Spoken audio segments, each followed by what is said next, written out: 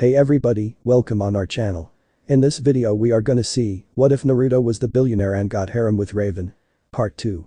If you are new on the channel, don't forget to subscribe our channel and like the video too. So without wasting any more time, let's start the story. New Titans Tower. The grand tour of the tower was over, and with that said and done, the visiting Titans had all quickly moved to pick a room where they'd spend the night and nights following during their stay in Naruto's tower. Each of them picked a space suitable for their needs, while Naruto had watched this from afar, and when asked, Naruto simply replied that before they all had come here based on his request. He had already picked a room for himself, and that on its own was done shortly after the Titans tower building process had reached its completion. His bedroom's bigger than the others, obviously, and unlike theirs, there laid a hidden platform in his room, which he then used to access the room underneath his bedroom. This room was bigger in space, 3 times even more so than his own room. It was a room he would use for personal storage. The room contained different slots where adult human-sized tubes laid. For a better idea of my description, imagine the armory where Tony stores his suits in Iron Man 3. The slots were all empty, save for 6 slots which contained different armors in them. Each label assigned to said suits were plastered on a silver faceplate, which laid on the bottom of each pods. Mark I, Mark II, Mark III. Mark IV, Mark V, and Mark I were the words printed on the face plates respectively, and as one would go on, they would note the increment on Roman numerals on the plates, implying that there were more suits to come in the future. Compared to the others, his room was more techy and bigger. In space, it was just the way he liked it, as it was he who designed it in the first place. His bedroom was already stacked with all the essentials he needed and wanted. Super king-size bed, awesome paintings, a personal toilet stacked with its own hot tub. The space of that room in particular was half the size of his bedroom space, shower and other things that he wanted, air conditioners, flat screen TV, and more. Which included a perfect view of Jump City via 2-way reflective wall, which was a 2-way uneasily breakable glass wall that provided him with a perfect view of the sunset and sunrise. His room was off limits to anyone that was neither him nor Raven, and if they needed to speak to him. There was a camera just outside the door that would allow them to transmit whatever message they wanted via video view, which he'd later receive on his monitor. Speaking of Raven, the others had noted that she now had a lighter atmosphere around her, following whatever it was she did with Naruto, as the two had their alone time. Sure, she was still a bit blank, however, compared to before, now, her blankness had taken a sort of lighter turn. Raven especially felt better now than she had in years, yet, she was disappointed with herself for not being able to tell Naruto how she really felt about him, but she knew that doing so now, especially given what happened with her friend back home. Naruto had told her about his years in Japan following her departure. And hearing why he was in Jump City in his first place really made her upset. It was his insistence in her not going to his home country that's what stopped her from marching all the way to Japan to talk to the 2 perpetrators in question. Would make things a bit weird between her and Naruto, especially since they've only just started the long road to recovery in their relationship. Raven's room, after a few moments of tinkering on her part, had changed into something she'd personally liked. It was dimly lit, unlike the others who had bright light bulbs installed. She had old lamps installed, with candles inside hanging from the ceiling. And of course, lining the walls were several bookshelves where she placed books of varying ages, figuratively and literally, rare mythical artifacts and sculptures, and dusty old tomes. On the center of her room, her bed, which was a circular queen-size bed which had purple sheets and a purple duvet, sat near a single window overlooking the city. Finally, a small orange trunk sat just beside her closet door, opposite her dresser, above which a large pentagonal mirror proudly hung, and like the armor-wearing leader. Her room's entrance door had a small camera placed on the see-through hole of the door, which would allow them to transmit whatever message they wanted via video view, which she'd later receive on her flat-screen monitor hanging on the wall opposite the end of her queen-sized bed. The room was off limits to all that was neither her nor the blonde himself, and speaking of the others. If it wasn't actual bedroom materials from furniture and clothing, then the person would need to acquire the materials on their own, like books, movies, posters or anything else one could imagine. On the bit with the clothing, Naruto had told them that he would be fine on paying for their clothing, but once reaching a certain point, like full closet and drawers worth, they would need to acquire them on their own, to which the others accepted. Beast Boy had gotten himself a decent-sized room with a good window to view the ocean, and it came with a standard set of a twin-size bed, a desk, a couple of drawers for clothing, and a bookshelf. It was also in plain white color for the walls with carpet for the floor, while for the bedding had a standard blue bed covering from pillows and sheets. As for the closet space, it was a walk-in closet that was pretty big to walk through and picking one's long assorted clothing. Beast Boy figured this was the standard set for all of the bedrooms, and after the current members picked their rooms, the others would be for future guests and members. He soon decided to do a request for his bedroom walls to be painted green and replacing his bed with a bunk bed, and when asked for that he said it was because he was still a kid at heart, but he said that at one point he'll go to a queen-size bed later on. Robin's room was a standard elongated in style with there being no windows at all. He had requested for the bedroom walls to be painted yellow and to have the bed replaced with red bed sheets instead of the blue. Robin also asked Naruto if it would be fine to convert two other larger bedrooms to become a trophy evidence room and large work-study crime lab, to which they were acceptable. Naruto figured that Robin ended up gaining more traits from his mentor after so many years living with him. Hori's room has a very wide window that took the majority of one of the walls to give her a very good view of the ocean and most of Jump City. She had requested for the walls and carpet to be painted in a nice violet pink color and to replace the bed with two queen-sized circular beds with pink bed coverings. When asked as to why on the spare and the circular bed was because it was what she had when she lived on Tamarin and that she tends to move quite a lot in her sleep. And finally, Cyborg already had a room made out just by him because of the technology that he needs to have to keep up with his systems. Sure, it already had the necessities for him, from a metallic bed to hold his weight, a reclining table so that he can operate on himself for repairs, a control system desk to search for whatever he desires, a rack containing various spare parts for him to replace and fix up the old, and a recharge station to help keep his power cells running, but Cyborg felt it wasn't homey enough, so he had put in a request for several other items to be added into his room. When going over clothing with everyone else, since they only had a handful on hand, the others asked Naruto if they could go to the city and go clothes shopping, and he had fully agreed on that. However, before leaving, he gave the members, asides from Robin, holographic disguise wrist gauntlets to help hide their appearance to something based on their appearances. He'd confidently explained that should the ID cards ever fail to maintain communication, the gauntlets are the substitute. Not only that, they would also serve as a fully digital navigation unit, a function unavailable in the ID cards at the moment, and when not in direct use, it'll always be under a cloaking measure, naked to the visible eye. He also explained to them that since they are keeping their location a secret and to not be bugged by the populace, they needed to look as normal as any average civilian. Robin understood that and quickly went to his room and picked up his civilian clothes.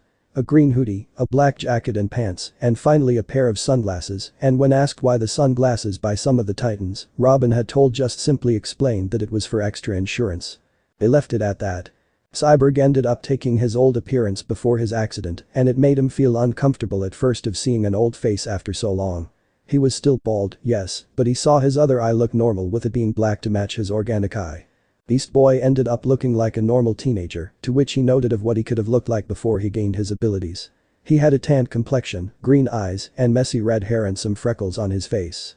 However brief, he felt nostalgia like Cyborg did when he looked at his appearance on a mirror. He clearly missed being a normal human boy. He missed having to walk around without being laughed at or pointed at like some sort of freak, something that happened shortly after his accident, and most of all, he missed his parents who he had lost on that very day, but he chose not to dwell in the past. He had a new friend and people he could call family, that's all that mattered.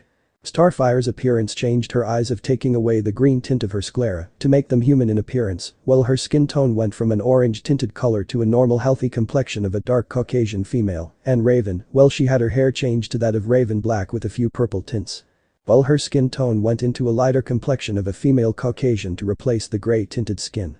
The clothing they needed was already provided by the holographic image shifter Naruto had provided for them, so they didn't have to wear their hero outfits to go to the mall to get their daily life clothes, and as they all were done with half a day's worth of shopping, the group had decided to get something to eat. Scene change. Present. In the closest pizza shop, and rather than sitting inside the shop, on the first ground floor, the Titans, in casual, sat on a floor above, at a vantage point waiting area outside the shop, but still within the shop serving perimeter. So guys, decided on what we're having? Naruto finally asked his team, as his eyes scanned the items listed on the shop-provided menu he held in his two hands. He wore his casual orange sweatshirt and black pants, last movie casual outfit. And don't worry about the cost, my budget can handle it, he said before looking up with a thoughtful look on his face and adding as he glanced at Beast Boy. Beast Boy, you can get a separate pizza from the rest of us since you're a vegetarian, and all while the rest of us aren't. Sweet. No fair. Cyborg, now known to the group as Victor Stone, who wore what he had on the night of the Gordanian invasion, had whined with a pout on his face before pointing at Beast Boy. If he's getting his own separate pizza, then I want my own too. Sure, I don't see a problem with that. Naruto shrugged, not really worried with the change. Raven, Naruto, I would not mind sharing my pizza with you both. Starfire, known as Cory in disguise, happily said, before stopping and looking at the out-of-costume boy wonder. You too as well Ro I mean Beep, I wouldn't mind sharing my meal with you. She added, looking dazzling in her new Earth clothes. She wore a purple and black corporation with several orange stars printed on it, the shirt was a snug fit on the girl. It exposed her midriff, showing her flat and smooth stomach to the world, while clinging around her perky cup breasts, making it slightly bigger than it already was, and on her bottom. She wore a pair of matching and equally fitting jean trousers, which had some designs sewn onto the thighs that clung to her developing figure, showing her wide hips and small waist finally. To complete her outfit set, she had a necklace tucked into the valley of her breasts under her shirt. She was oblivious to the perverted looks she received from men, and surprisingly a few women, as she was happily talking with her friends.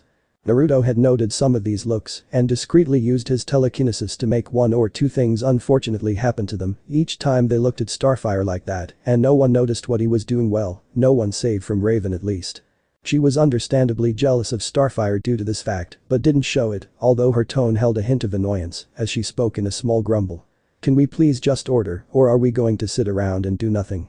She rubbed the bridge of her nose in annoyance as she did, while she chose to sit next to Naruto, on his left, with Starfire sitting on his right, Robin sitting on Starfire's right, Beast Boy sitting on Robin's right, and Cyborg sitting on Beast Boy's right. Like her fellow Titans, she was in her chosen pair of casual clothing. Because if we are, then I don't see the point in coming here in the first place. Raven wore a tube top with sleeves that showed the D-cup mountains which her breast were. She had on a pair of black knee stockings that covered up to her knees and showed her thighs, while she had a small black skirt on that was about 10 inches long, showing plenty of skin. She also had on a pair of black combat boots on that added to her sexy goth look. Finally, wrapped around her neck, was a leather choker and hanging off from it. Chill out Ray, we'll order, we're just deciding on what we're having that's all. Victor grinned. Garfield nodded in agreement. Yeah, decisions like this takes patience and concentration. You need to know the right mix to make the perfect meal. He added, making Raven's eyebrow twitch in more even annoyance. Ugh. Naruto reached out and patted her very much exposed left thigh in hopes to calm her nerves. Cheer up Raven, at least some of us have already decided on what to get. He chirped while looking at her with a small cheerful smile on his face. Whatever. Raven answered in a small murmur as a blush adorned her pair of cheeks while she avoided looking at Naruto's eyes, missing the glower, however brief it was, Starfire had secretly shot her. Soon after, the waiter had showed up and asked the group what they would like to order, and after he'd taken said order down, he left the group to their devices for about 20 minutes or so before he brought what they'd all asked for. Garfield couldn't keep the drool off his mouth as he saw the food. For their main order, Victor decided to have a meat lover's pizza, which comprised of pepperoni, smoked ham, salami, Italian sausage and ground beef. Garfield got an extreme vegetarian which had fresh spinach, artichoke hearts, Sicilian tomatoes, red onions and vegan cheese. Beep had a chicken ranch pizza that had a garlic ranch sauce topped with chicken breast, applewood bacon, tomatoes, onions, and cheddar and mozzarella cheese. Naruto and Raven ended up sharing a stromboli which had pepperoni, onions, green peppers, and Italian sausage. Cory ended up sharing with both Beep, Naruto and Raven's. Big and everyone Naruto grinned, reaching to take a slice of his pizza. Boom. He stopped his advance short at the sudden explosion that rocketed a building nearby, and looking up at his teammates while ignoring the loud chattering and scrambling of bodies he noted the look sent his way. He sighed and picked up his bag. Right after we deal with that. Scene change. Jump City local bank. What had started out as a normal day at a local bank had gone to bust a few moments after two weirdly dressed scrawny teenage-looking boys casually walked in with grins on each of their faces. Their appearance drew strange looks from the crowd, but the two boys had ignored this and continued onto their business. While heading straight towards the giant vault doors, which had held all the money in the bank. Seeing they were coming his way, the guard on duty had forcibly blocked their path and politely told them to turn away from here, that there was nothing of interest for the two young boys behind the door he was guarding. However, the response he was expecting wasn't the response he got, as suddenly the guard found himself surrounded with 10 clones of the same one teen all grinning at him. It was lights out for the guard, and with no one left guarding the vault doors, the now 12 boys proceeded to their destination, ignoring the loud chattering around them, and finally, when both boys had arrived, the other boy, the one who didn't make the clones, twisted a knob on the helmet he wore and suddenly. Boom. It was the scene the Titans had arrived to meet. Technically speaking, the Titans had arrived to meet screaming and cowering citizens, a forcibly wide-open vault filled with money which all looked about to be robbed, and a swarm of red jumpsuit-wearing teenagers all grinning roguishly at them, and an equally wide and green jumpsuit-wearing teenager crouching on one of the desks, holding a knob on the side of his green helmet. Well, this is new. Arsenal dryly remarked while his teammates had quickly ushered the crowd of civilians out of the bank. He was lucky enough to get out of the pizzeria in time following his quick paying of the bill, and he was lucky that no lives neither were hurt nor lost, as per Ultron's report following his arrival at the bank. He did not expect to be confronted by something as bizarre as this. Well, supervillains were bound to pop up sooner or later. He sourly thought. I should have expected this, given the sudden influx of supers in Jump City, following that particle accelerator business in Star Labs. He mentally recalled, remembering that particular citywide incident on the night of America's Independence Day. He was just lucky that none of his friends and teammates were too affected by it like he was. But still, we are outnumbered 5-1 by someone who looks like he easily can make clones of himself. If we're not careful, we could be easily overwhelmed. Well, looky here boys, it seems the Titans have done goofed, said one of the many red-themed clones.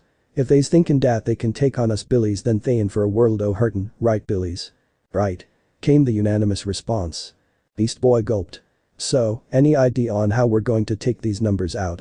He nervously asked as the clones started to advance towards him and his teammates. Robin frowned. He noted the advance and he shifted to his fighting stance, getting ready to fight. They have to have a weakness, we find out what that weakness is and use that against them. He stated. Don't forget, there's still the other one we have to fight if they're not planning on coming quietly. Arsenal warned, getting himself ready as well as the clones approached closer. Ultron will try to find a weakness these clones might share. Cloning, despite what it may appear like in the outside, is never perfect and we'll use that to our advantage. Ultron, did you get any of that? Yes, I did. Ultron's voice replied in confirmation. I have begun scanning the clones for any possible weaknesses you might wish to exploit. Good. Raven, the energy traces of a clone should differ from the original, but have at least some similarities. The similarities in a large quantities could be the original. Can you use that to track him down? Raven nodded and flew up to the highest point on center of the room, where she then erected a force field around herself as she sat in a lotus position. Naruto nodded as he saw this, before he turned to the slowly advancing clones surrounding him and his team. The rest of you, buy as much time as you can for Raven, so try and knock out as many clones as you can. I'll deal with the other one as quickly as I can and join you guys later, clear? His response from them was a sharp nod of confirmation while they settled into their fighting stances. Good, Titans, go. Get 'em Billies. Somewhere nearby. Vantage point. 3 figures spied the battle taking place in the bank, and despite 2 out of the 3 being male and 1 being female, these 3 had distinguishable characteristics which did the job of uniquely separating them from the rest of the normal crowd, and the characteristics had something to do with both their appearance and their individual gifts. These 3 were none other than Gizmo, Jinx and Mammoth. Together along with 2 others, they make up the Hive 5. Their mission. Effectively take out the Titans and acquire the arsenal armor from said hero's knocked out body. Whoever's under that armor's really smart, I'll give him that. Gizmo commented. He was very short for his age, in fact some would mistake him for a midget with a face which belongs on a baby, but don't let all that fool you, along with how he seemed to dress in an outfit that looked too big for him. He was smarter than he looked. In fact, Gizmo, for his age, is currently ranked within the top 15 for highest IQ in the world. But if that guy thinks that's all it takes to take out the Hive, then he's not as smart as I thought he was. Let's just hope Billy actually sticks to the plan, Jinx responded. She was the female of the trio, but let not her gender and stature fool you, because truthfully, she's just as talented as both her male teammates. As a female with a slender Hercules frame, Jinx has light gray skin, sharing this skin color with Raven, with her hair is shaped like a horseshoe, sticking out just a little bit at the tips. Her hair color is light pink with metallic black bands near the top, her eyes match her hair color, with pupils shaped like a cat's, and on her each side of her cheek, she has a pair of small oval-shaped, pink blushes. Her outfit, meanwhile, consists of a black long-sleeved dress, whose bottom is cut like a witch's, and matching her black dress, were a pair violet and black striped leggings which she wore under her dress. Her shoes are black boots with violet soles, and finally, to complete her look, a black collar with a violet charm on it was wrapped around her neck. I'd rather not end up on Slade's bad side. She murmured quietly, shuddering as she thought of her team's employer in question, and remembering the deadly aura he gave just by doing nothing but calmly sitting down on his throne. Yeah, disappointing him was definitely not on her to-do list. Don't worry about it, Jinx, I'll make sure that our plan goes off without a hitch. Mammoth replied as the corners of his lips curved up in a smirk. They may be strong, but I'm sure none of them is as strong as I am. If that guy doesn't willingly give us the armor, I'll just easily pound him until he's barely left breathing and then rip it off his corpse. He was the bigger male among the trio, and being the bigger one, and from his giant stature, Mammoth was obviously a huge muscled male.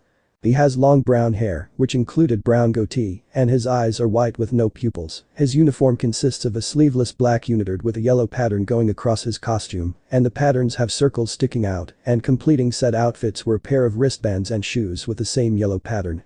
"Whoa, easy with the pounding there, big guy," Gizmo said with an uncertain look, clearly uncomfortable with Mammoth's response, before shaking his head and smirking.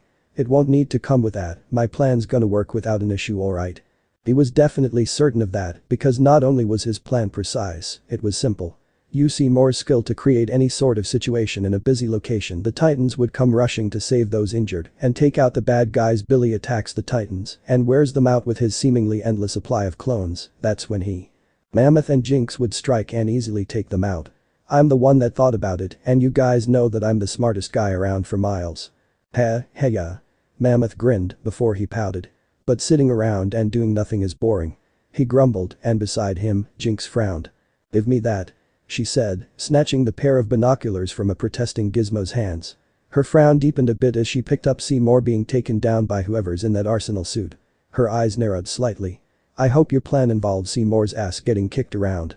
Gizmo growled, and then he angrily snatched his binoculars from Jinx and ignored the angry glare she shot at him afterwards. "Seymour's part of the plan's done. Billy's the one with the more important role," he said as he looked at the entrance of the bank, noticing that the battle had drawn to the streets. "As long as he remembers his part and does it, then we have no problem." Mammoth grunted. "Well then, he better do his part real quick," he said, pounding his fist on his palm as the corner of the lips curved upwards, forming a smirk of excitement. "I'm eager to kick some Titan's ass." Gizmo smirked. "Relax, big guy, you'll get your chance sooner than you think." The Titans. Smack. Beast Boy was sent flying by a pole to the face, and his body sailed up into the sky before it arced downwards and fell back down to earth, down towards a very busy cyborg. "Look out below, oof." Beast Boy winced, rubbing his head as his body sat on Cyborg's down form. "Sorry bro." "Get off me," Cyborg had said, standing up and forcefully pushing Beast Boy off of his body with a frown. "And stop joking around, Beast Boy, as you can see, we're in the middle of a serious situation," he snapped before his two hands had morphed into cannons, and he aimed and fired off a couple of powerful sonic blasts at the clones that just kept popping out where seemed to look. Beast Boy grumbled a bit before he morphed into a rhino and charged at any clones he spotted. However, each one clone he struck and knocked out, two would take its place. This has been going on for a while now, and it was starting to take a toll on some of the Titans. "Geez, is there no end to these guys?" Beast Boy panted, morphing back to his human form as he'd just taken out a few more clones. "I mean, how do you fight someone that clones himself in an instant? It's like fighting an army." "I know, but that doesn't mean we give up." "Cyborg's right, Beast Boy," Robin said, landing next to the changeling in question and throwing a couple of bird-erangs and some explosives at the clones that kept popping out.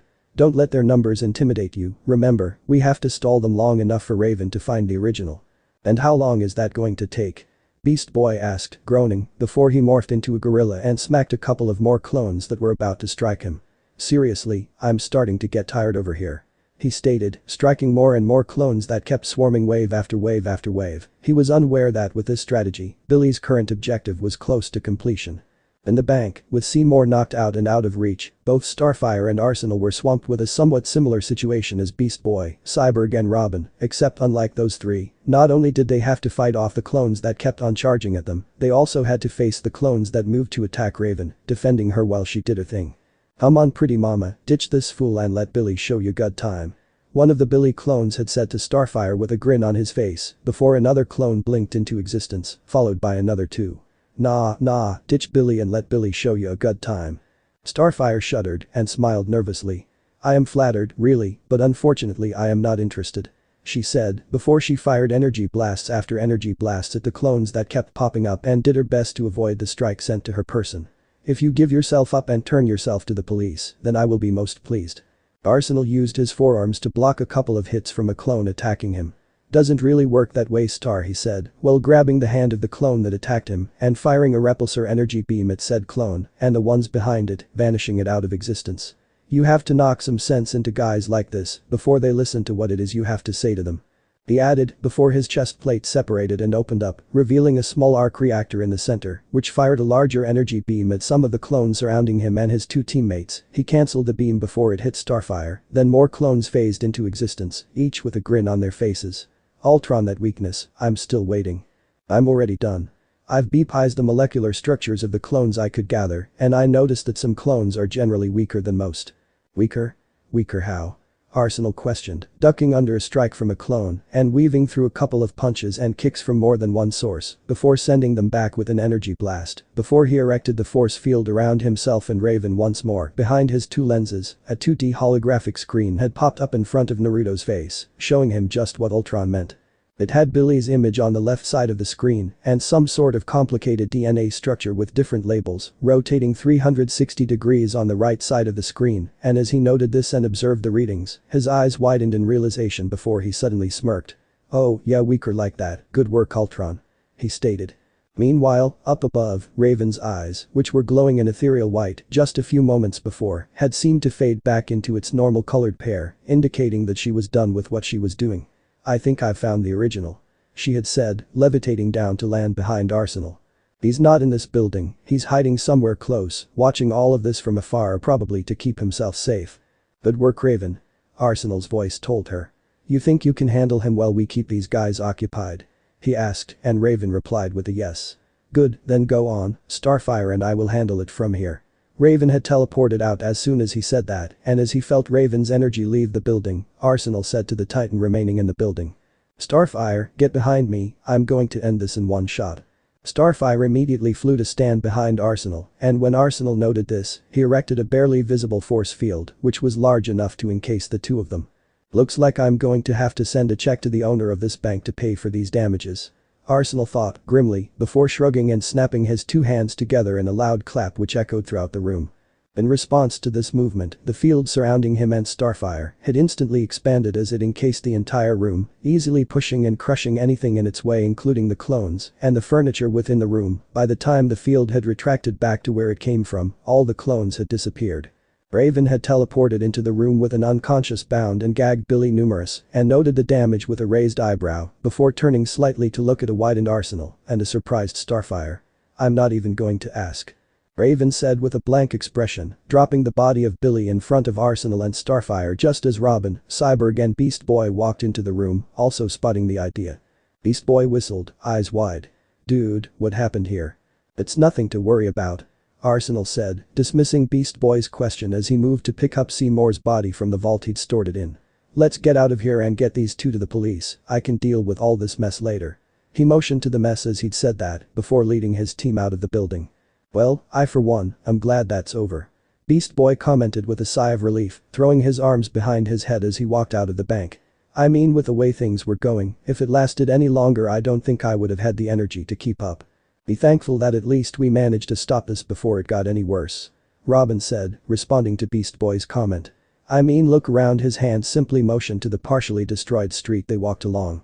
"If we didn't stop that guy, who knows, this might have been worse," he said before he and the other Titans stopped as their ears had suddenly picked up a voice from nearby. "It's about to get worse you good for nothing shit for Stain." Then there was the explosion. Boom. Followed by the smoke which clouded their vision, which looked like it was being sucked through a small vacuum tube, and when the smoke had cleared, Arsenal was seen standing in front of the Titans, some of which were coughing, with his hand spread in front of him and two bodies behind him. "Let me guess," Arsenal dryly stated, looking at the three imposing figures in his sights. "You three are here for those two idiots behind us." "Please," Jink said, with an unladylike snort, while beeping her hips to the right. "Those two idiots can take care of themselves. We're here for something else." Gizmo smirked before pulling out a remote from his backpack and pressing a few buttons on said remote controller. In response, 4 mechanical arms had stretched out from his backpack, 4 mechanical spider legs to be exact. "Wanna guess what that something is?" "Yeah," Beast Boy said, clenching his fist. "It's to get your asses kicked by us, the Titans." "Not even close, elf," Gizmo sneered before he pointed his finger at the 6 heroes, but more specifically, he was pointing it in Arsenal's general direction. "Hive, get rid of the Titans and get that armor," he ordered. "Hihihihaha." But the sudden maniacal laughter made everyone around suddenly freeze in their tracks. "Sorry brat, but that armor, it doesn't belong to you."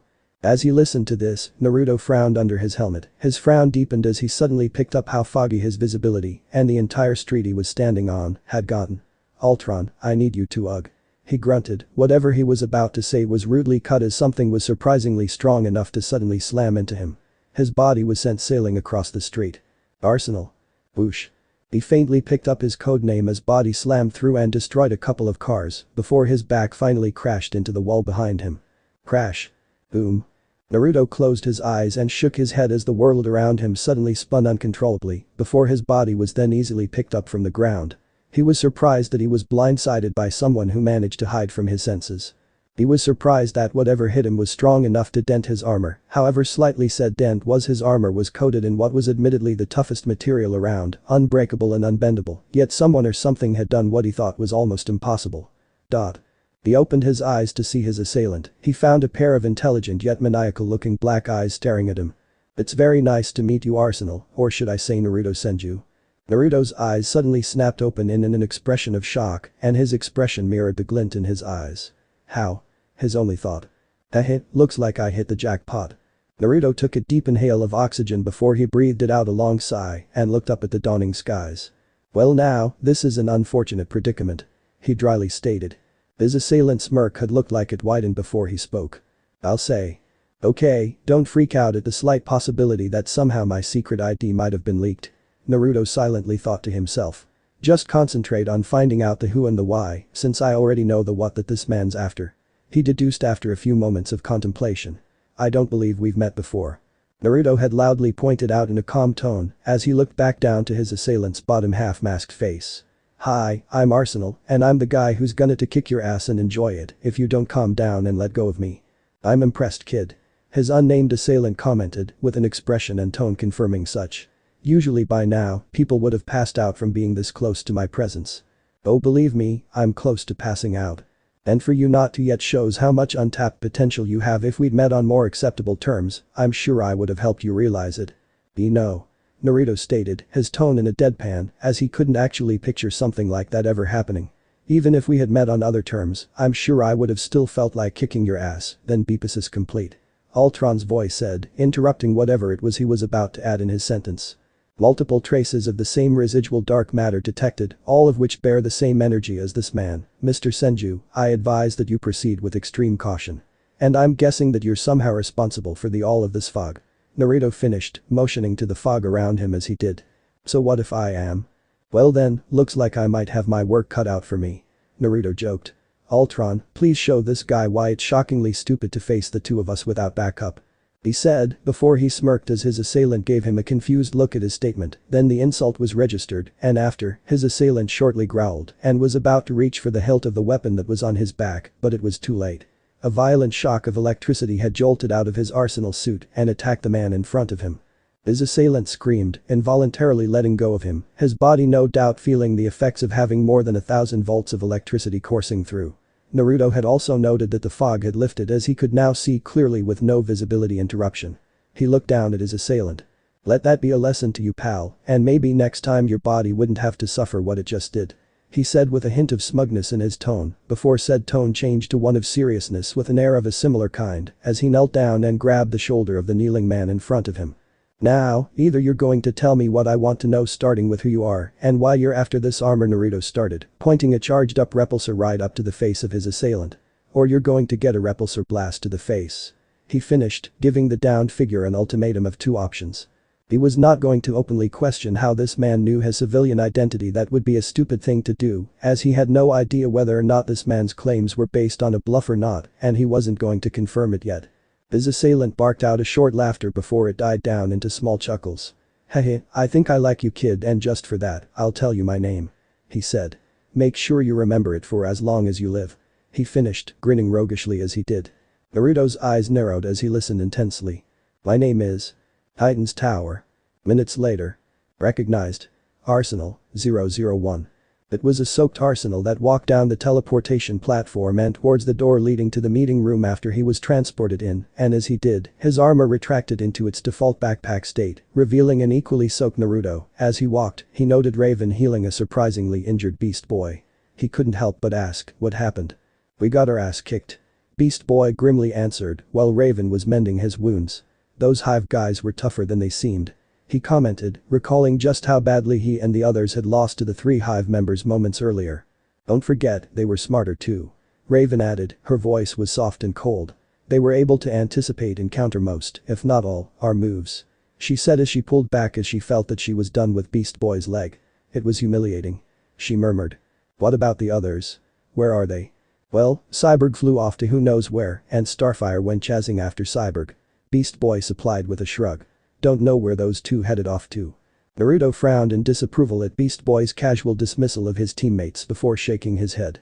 He already had enough on his plate to deal with today, he wasn't going to focus on that issue for now, instead he continued with his prodding. And Robin? Why isn't he here with the two of you? He asked, and Beast Boy and Raven remained silent, both of them avoiding his eyes as he gazed at them. Naruto noted this with an eyebrow raised. He also took note of how the atmosphere in the room had suddenly grown somber. Guys. I think I asked you both a question. He pressed, however he was interrupted by the familiar voice of Ultron. Recognized. Cyborg, 002. Starfire. 004. Phew. Cyborg had exhaled, walking into the meeting room wearing an expression of relief. After what just happened today, I think I deserve a short break. He remarked, recalling how he had to stop himself from blowing up by defusing the bomb that was on that runaway rocket, which was somehow magnetically attached to his back, moments earlier. He shook his head out of those unwanted memories before he turned to look at Beast Boy, Naruto and Raven, while noting the way two seemed to avoid looking at one. So what happened? He asked before shifting his view to Naruto. And just where the hell were you? We could have used your help out there. He said in an accusing tone. Naruto frowned, upset at the not too vague implication, before he answered Cyborg's question. I was busy. He stated. Someone, who apparently knew my secret identity, had hired a mercenary and sent him after me to take me out and steal my armor.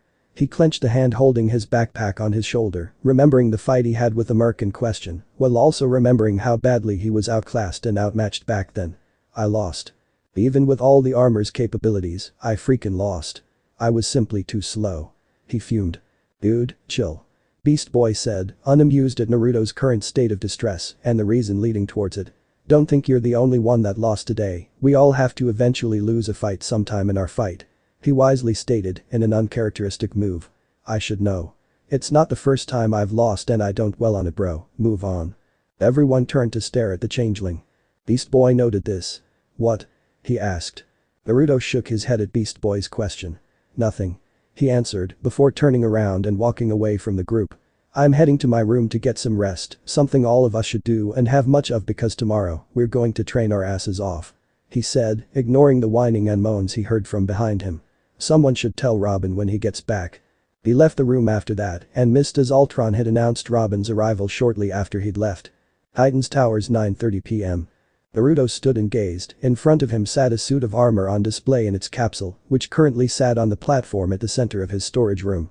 He had an unsure look written on his face, a contrast to what it there the day before, as he looked at the arsenal armor with a small frown, while his mind flashed back to certain moments of his fight with him. You're too slow, brat.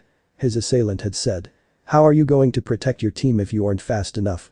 Your armor may be strong. But there are many different ways I can get around the armor's defense if I wanted to, brat, you're only standing because I want you to. But so many weaknesses, are you sure you even have what it takes to lead? How can you be fit to lead a team if you're too slow to save them when they need you? Just remembering that last statement hit Naruto hard, it reminded him of all the problems he went through before coming to Jump City. It reminded him too much of everything he lost, from losing his biological parents at birth and Raven's sudden departure. It was infuriating having been taunted and mocked in such way. Smash. Damn it. He hated to be mocked, to be patronized, just thinking back to the fight made he want to rip the man to shreds. It very much reminded him way of her and the way she humiliated him, toyed with him. He did not wish to be his old self, to be the boy that lost his parents. He wanted to protect his friends with everything he had. Several what-if scenarios came to mind if he ever lost. What would happen to the team? Would they live? Die? What would happen to Raven? He would not abandon someone so important to him, like he had thought she did to him, because he was weak and slow. He needed a better armor, more advanced tech, he needed to be better. Ultron. He barked, pulling his hand out of the cracked glass in front of him and dusting the shards off of it. Yes sir. Let's get to work. He said, while watching as the capsule in front of him was picked up with a robotic arm and then later sent back to its appointed space. I seem to remember that there was a project we never completed. I say it's time we do so. I believe that particular decision would be inadvisable, Mr. Senju. I don't care. Naruto said to his AI, while the platform he stood on detached from the pathway that led towards it from his bedroom, hovered towards the lower, darker levels of the storage room. I need to be better, I have to be better. He stated, with a firm look and a tightened clench of one of his hands. I will not let my mistakes, my careless decisions be the main cause of losing someone close to me ever again, and that can solve my problem.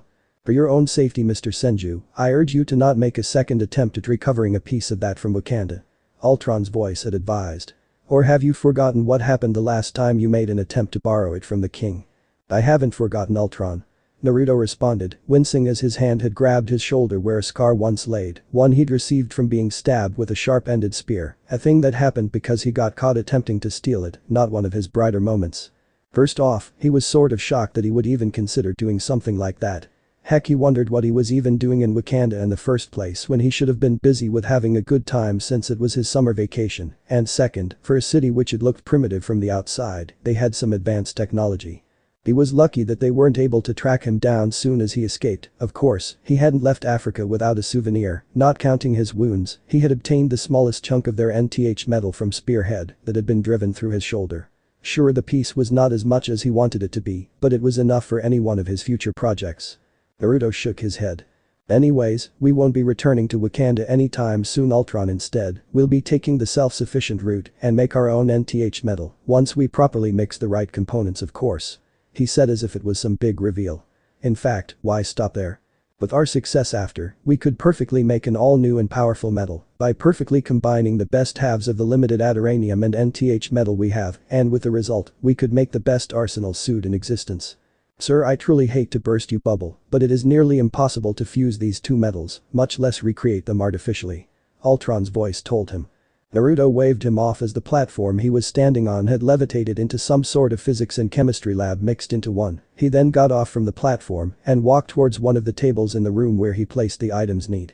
It's not impossible when you're me, Ultron. After all, I am the one that finished my blood father's work on the adamantium, something he couldn't do, and he was one of the best scientists back on our Krypton.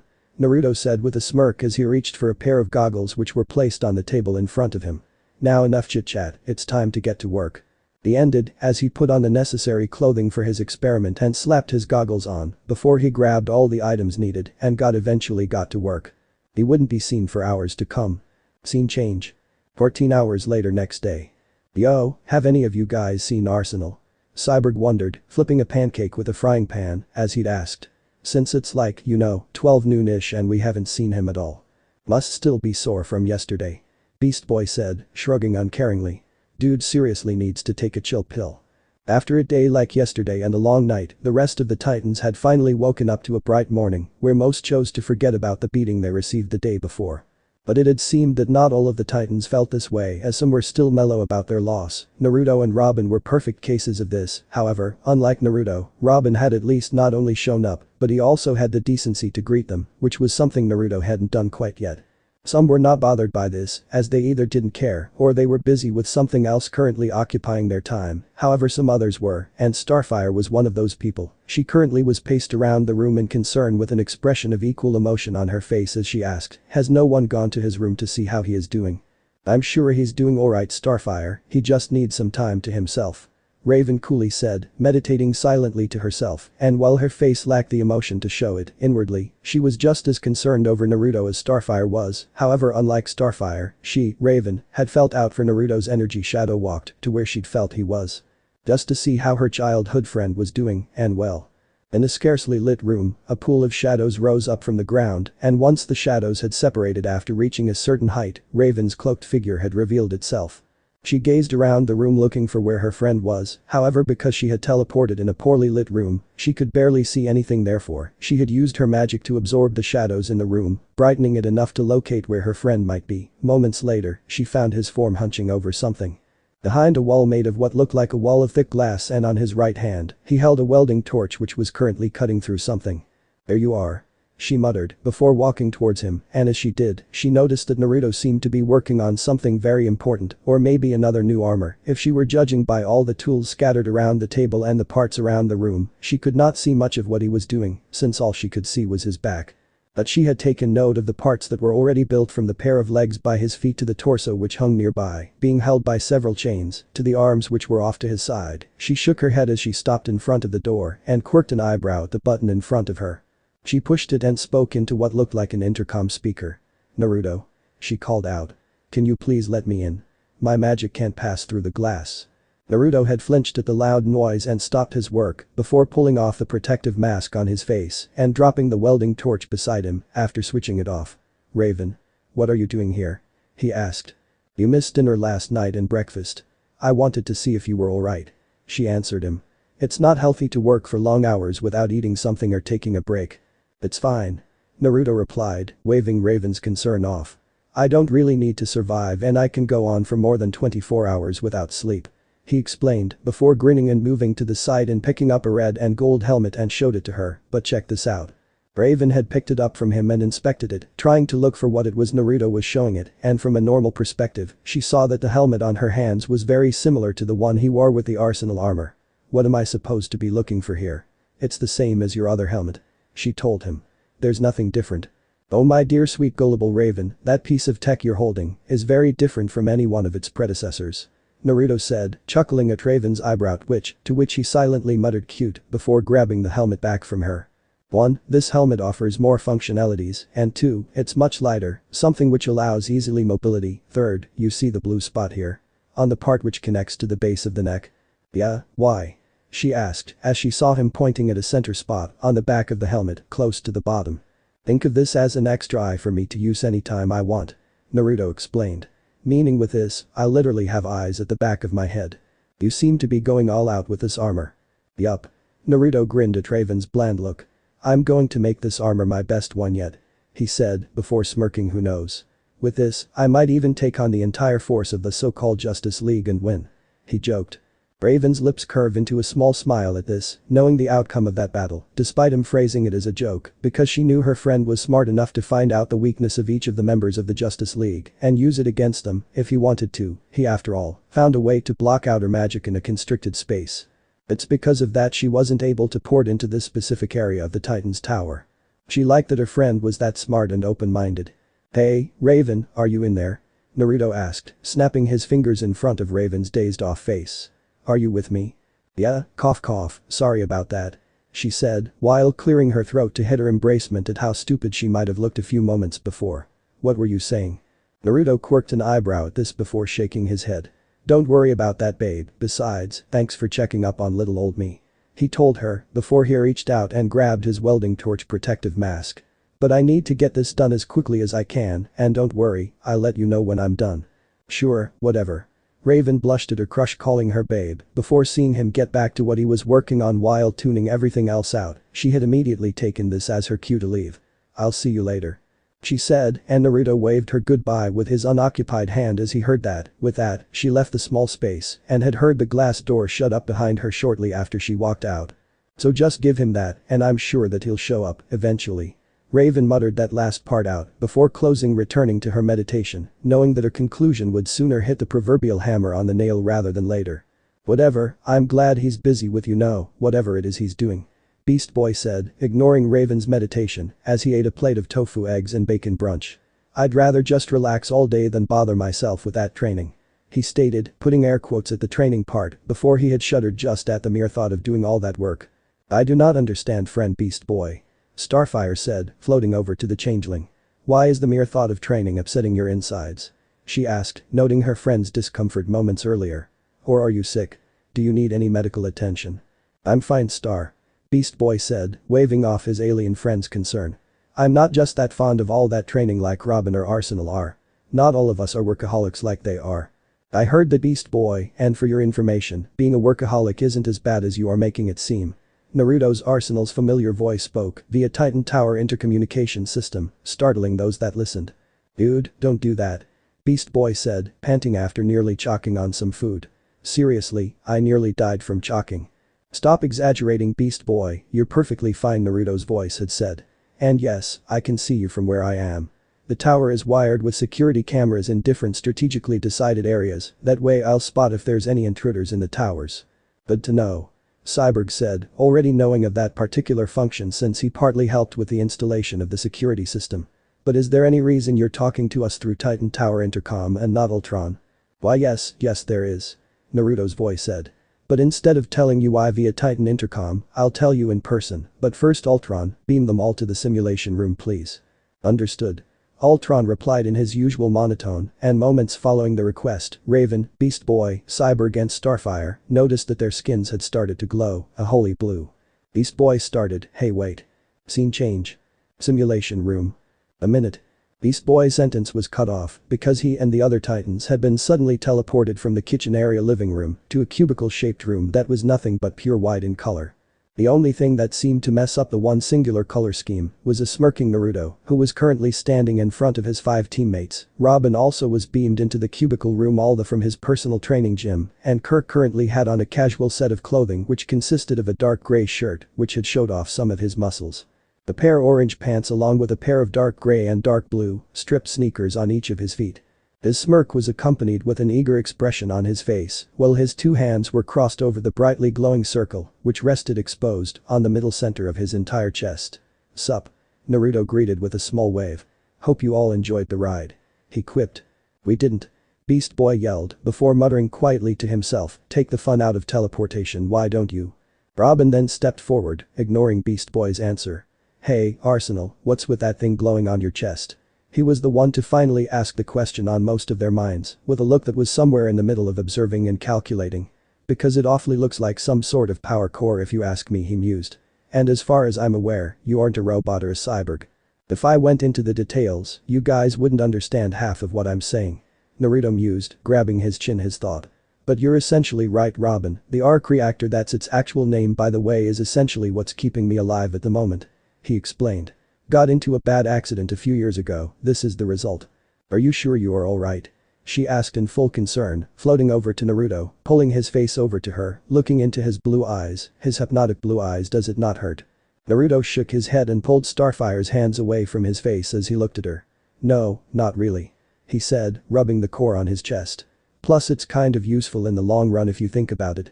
He added, humming to himself as he thought of the different possibilities he could use this type of power from, like for instance, powering an entire building or giving his suits a permanent, near unlimited power source. The possibilities are endless. He realized, before shaking his head from before he was lost in thought, he was filling that particular information for later though. "Wasn't there a reason you asked us to be here?" Raven blandly asked, ignoring Starfire's close proximity to Naruto. "Oh wait, you didn't ask."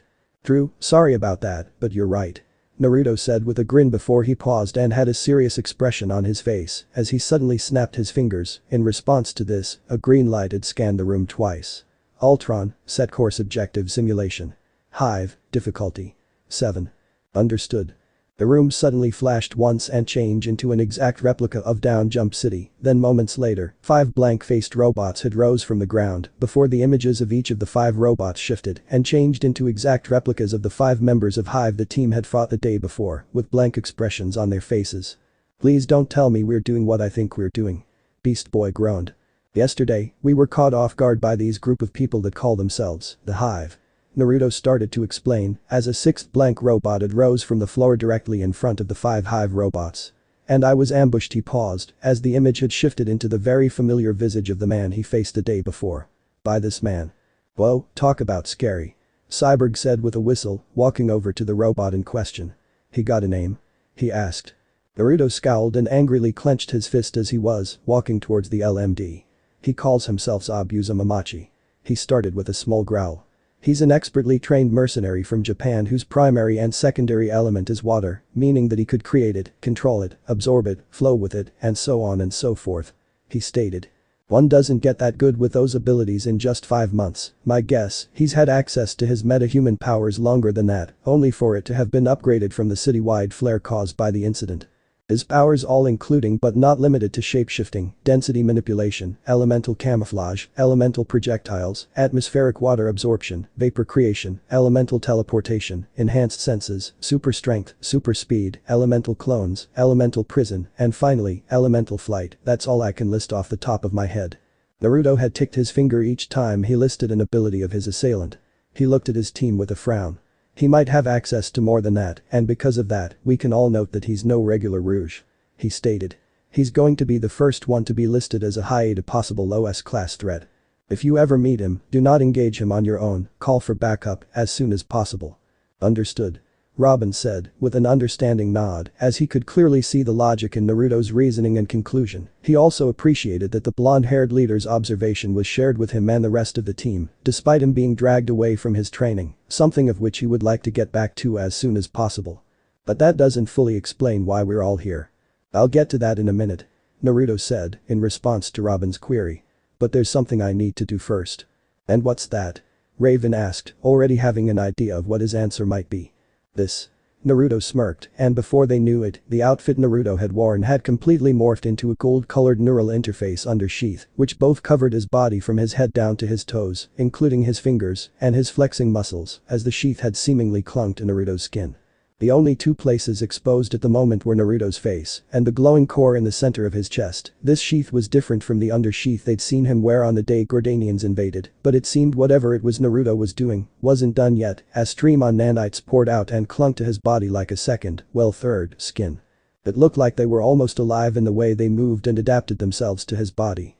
It looked as if paint was spreading across his entire body, but as they spread it began to take form into a new armor, which basically had the same color scheme and seemingly the same helmet design as the arsenal armor before it, which had an oval shape with two big yellow eyes on the helmet that resembled that of a spider. But the kaleidoscope sort of look as the sum of the light was reflected, however, that was where the noticeable resemblance had ended. You can do that? Beast Boy asked, breathing out a whistle in awe as he gazed at the armored hero garbed in an awesomely new armor. How the hell can you that? Why haven't you done that before? If I explain it to you, your head will burst, Beast Boy, and besides, I just decided it's time to try something new. Naruto smugly responded, vocal tone sounding somewhat metallic, while he waved up and down to the new armor he wore with his right hand. With the amount of work I put into this, and with what I can do with the results, Naruto said, trailing off, before a smirk formed on his face. Well, let's just say that the bad guys won't know what hit them until it's too late. Cyborg hummed. Not bad. But what can it do? What makes it different from your other armor? I want to keep that one as a surprise, Naruto stated, making Cyborg pout and grumble at the lack of answer, but after a few short moments, he decided to indulge his fellow Technorganic with some answers. Kryptonian-based nanotechnology. He told Cyborg, seeing the confused looks on the faces of his teammates, he elaborated. For as long as I was born, I guess, or maybe a year after, my dad injected a serum into my bloodstream which had changed my physiology, something caused by a very important microscopic component of the serum, called nanites. Very microscopic machines which were briefly activated before they lay dormant for the next 15 years without a power source to have activated them. This is why I can't use my Kryptonian bloodline to my full capabilities, but hey, they are a great substitute. The core in your chest, let me guess, that's the power source. Yup. Naruto nodded, confirming Cyborg's theory. But don't worry too much about any side effects. I can assure you that all the nanites are completely obedient to the mental commands of the occupied host body, meaning anything I want it to do, it does it, no questions asked. It's just that I've never really needed to actively use them before, he explained. Leaving out the part about how the nanites had fused with him days following the particle accelerator incident on America's Independence Day, he could still remember how sick he was for days from what he guessed was the bonding process. Starfire floated over to Naruto with a curious expression on her face. Then what caused you to do so now? She asked. Naruto shook his head and his right hand clenched when the familiar grinning visage of Zabuza had flashed once in his mind. That's not important, he replied before quietly taking a few breaths, which had greatly helped in stopping himself from angrily blasting something with his repulsor beams. We're here for training, our fight yesterday revealed that we needed. He said to his team as he walked over to the Hive 5 LMD robots. Our stamina, our focus, our reaction time, our speed, and our battle strategy, these are the things we'll need to concentrate on. Okay, I get that after yesterday, we all need training to improve ourselves, but why are you making such a big deal out of it? Beast Boy asked, crossing his hands over his chest with a small frown on his face. It's Saturday. Raven frowned. Well, we're here doing that, who's going to watch over the city without us? She asked. Don't worry about the city, I'm sure the city's going to be fine without us for a few hours, besides I have Ultron on citywide surveillance, he'll let us know if there's a situation that needs our help. Naruto said, in response to Raven's question, having faith in his programming of his AI. But let's not worry about that right now.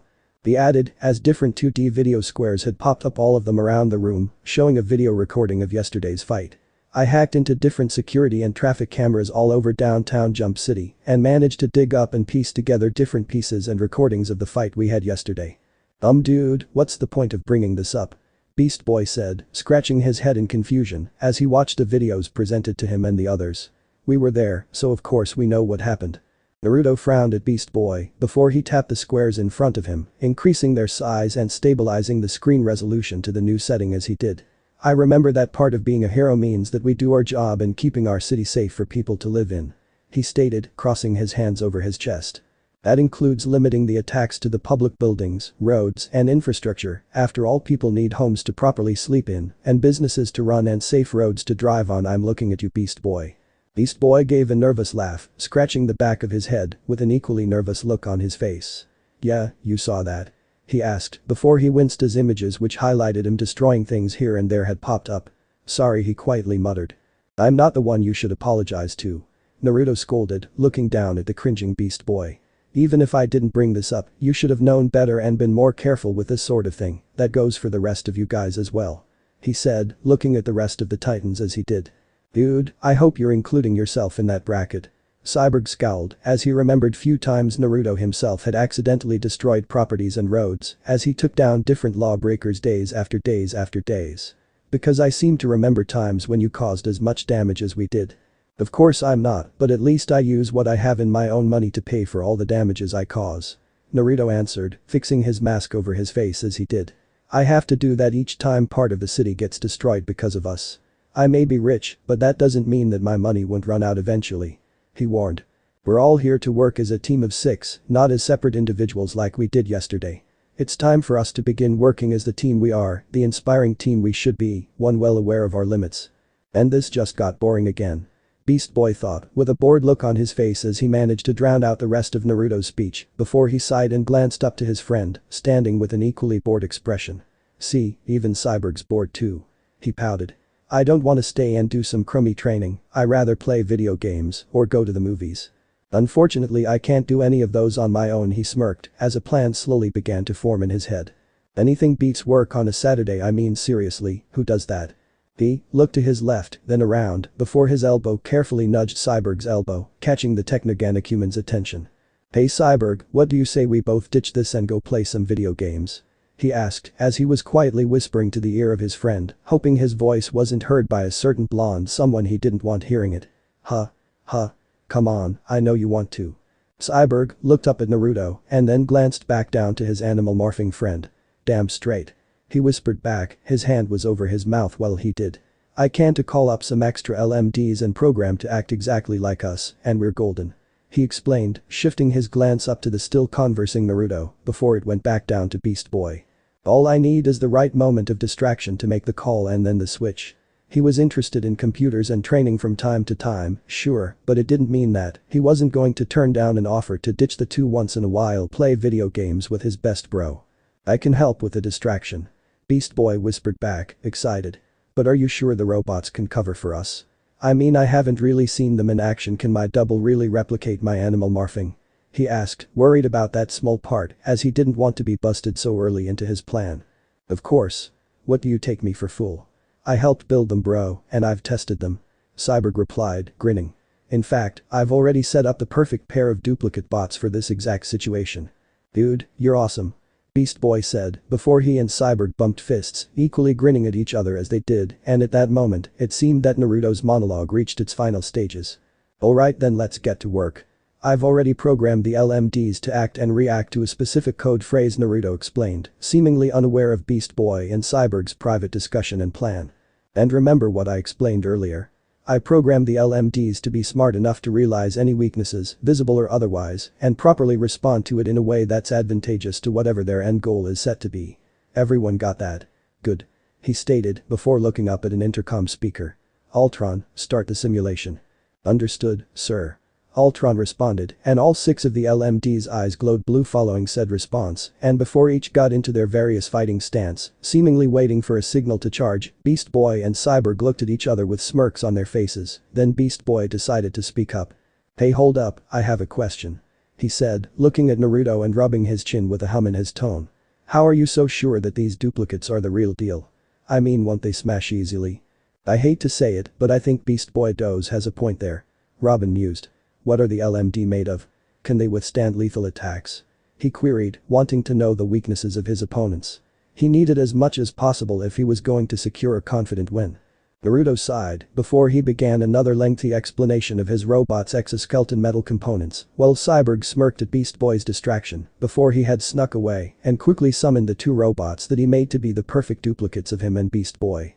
He immediately had downloaded several phrases each would say in the heat of the battle and made sure to have several of the duplicates' mannerisms match the originals so as to not raise suspicion. Once he was done and confident that there wasn't any issue, his smirk had switched to a grin. That last step was to make the switch.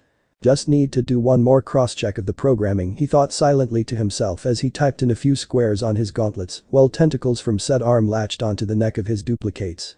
And done. He smugly stated, proud of his work, not feeling an ounce of guilt at the blatant lie he was about to be an accomplice in. Beast Boy saw the signal that Cyborg had given and smirked in excitement just as Naruto had finished with his explanation and nodded in understanding. So, how were you able to, have the robots copy our abilities? Beast Boy loudly asked, crossing his hands. How are you even sure that they're any good? The LMDs are created and programmed by nanites, Beast Boy, nanites which I built and had programmed to duplicate any possible skill with their hive mind programming. Naruto simply explained, like it was an easy subject. Hive mind programming? Starfire worded with a confused look on her face. Please, explain, I do not understand that term. Well, Starfire, a hive mind is hold up. Naruto began to explain before he suddenly stopped in mid-speech and aimed his right hand at where Cyborg was hiding, causing Beast Boy's jaw to suddenly drop in shock. Cyborg.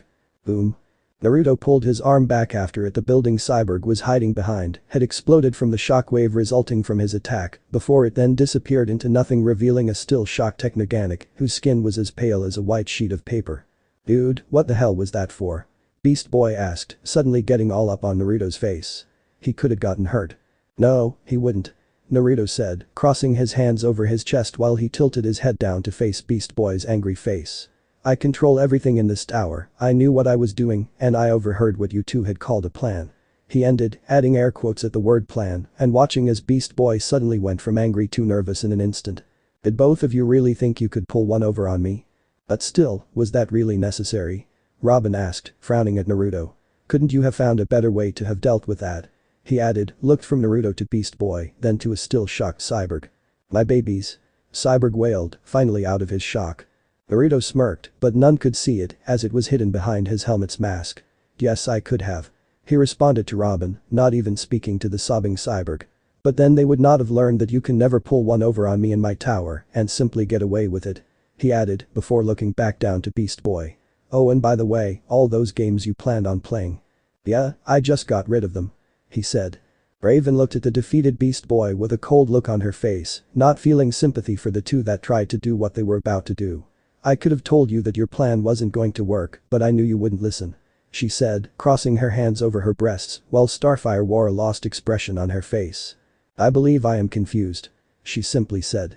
Somewhere else. Meanwhile.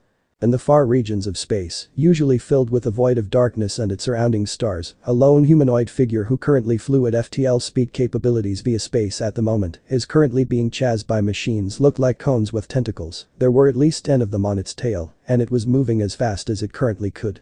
Thinking fast, the figure had purposely directed its chasers on collision courses with asteroid belts, moons and stars, though much to the humanoid's annoyance however, it managed to get a few of them off her tail, 4 in total. 6 were still left. Damn it. I need to find a better way to lose these things. The fleeing figure had thought in frustration before it spotted something familiar in the corner of its coal eyes, the one window of opportunity it was looking for. It smirked. The wormhole, perfect. If it wasn't possible to lose its chasers at their current pace, then it needed a new way to take them out. The figure was sure that the machines chasing it couldn't withstand the wormhole's pressure, however they could, thanks to the special modifications and add-ons their suit had. Try to keep up, slow pokes. The figure taunted before shot towards the hole with the drones hot on its tail. As it entered and disappeared into the wormhole, the drones had followed after it, unaware of the trap they were being led into. Looks like I'm going to have to lay low for a while until the heat cools down. The figure thought, with a thoughtful frown on their face, as they thought about different locations too on where to hide out until the heat had cooled down. Earth's a good place to hide, from what I've heard, said figure mused. Besides, I'm sure she'll be happy to see me. A small smirk wormed its way on the figure's face, accompanied by a slight chuckle. Well, sis, looks like I'm popping in for a visit, hope your friends know how to have my kind of fun, and hey, if I like it enough, I might as well make Earth my new home. Eventually. Hours later. Nighttime had fallen in Jump City on this day of the weekend, Saturday, and where most would usually be partying, having sleepovers, or doing most whatever different activities it was they did to keep themselves occupied this night, most of the Jump City's population decided to spend their Saturday night with a visit to the Jump City Harbor Day Carnival. Where every person's guaranteed to have fun, and the Titans weren't exempt from that particular bracket. Starfire was the one who had suggested it, stating that after such a grueling training session, it would be nice for them to go out and have some fun together. When she and Raven had spoken to Naruto, following the tiring training they had all participated in, and Naruto had hesitantly agreed with Starfire's opinion. He realized that he needed the distraction after all, the fighty with Zabuza had worked him up and ruffled him a bit. Zabuza's taunting had ruled him for the past 23 hours, in hindsight, he should have just ignored the taunt, he should have moved on like Beast Boy had told him, but if anything, he was glad he didn't, because had he done so, he wouldn't have had the drive to build his awesomely new armor and build worker nanites which helped him build his other new models. He was shocked at why he didn't think of building this armor before. He liked his work and was satisfied with the flexibility of this armor provided by his worker nanites, the same things that helped him extend his armor stock. He now had a total of at least 48 different armor models, each with either one or two specialities which made them unique. 42 of which he could remotely control from wherever in this world he was. Naruto sighed in content, throwing both hands behind his head and leaning back with a small smile on his face. Looks like you were right, Ray, after everything that happened up until a few moments ago, I guess I needed some time to chill out and relax. He stated. True, but I wasn't the one that suggested that we should go to the carnival. Raven said, as she glanced at the person that did in the first place, who currently sat uncomfortably with Robin at this exact moment, with a small almost invisible smirk on her face that instantly vanished as it came. Naruto hummed, true. He said, glancing the same person Raven was spying on. But then, if I hadn't come, I wouldn't have had this time up here to appreciate the amazing view, he quietly added, before glancing to his right. And besides, that's not the only thing that's amazing to me right now. Raven blushed at the implication behind Naruto's message and pulled her cloak's hood over her head as she did while shyly turning her head away from him. At the moment, she appreciated how secluded their area currently was from the rest of the pier, as if anyone saw her blushing face right now, she didn't think she'd be able to put up with the teasing, and secretly, she was glad that Naruto had chosen her over Starfire because she'd know of the Tamaranian feelings to her childhood friend. She glanced down at the Tamaranian in question, and her smirk returned at seeing how she was getting more uncomfortable around the boy wonder. She wasn't going to lose Naruto, especially not to her because of her inaction. She couldn't help it if they both had feelings for the same man. However, she, Raven, was his friend first and longer than Starfire ever was. I know it's wrong to feel that way, she thought, but I can't help it. She was acting petty towards Starfire, and she knew that, but like it was said before, she did not want to lose her best friend, someone she just got back a couple of days ago, to someone who just popped up from nowhere outer space, even if that someone was a sort of friend. She couldn't help it if she was possessive of Naruto. Hey, wanna come try out that ride with me? Naruto asked, thumbing to the ferry's wheel. Sure. She replied, blushing, taking Naruto's hand as she stood up. He was her first friend, her best friend, and it would be a cold day in hell if she were to ever willingly give him up. End chapter. So this part ends here. If you want to see next part of this series, like the video now and share the story with your friends. Bye bye.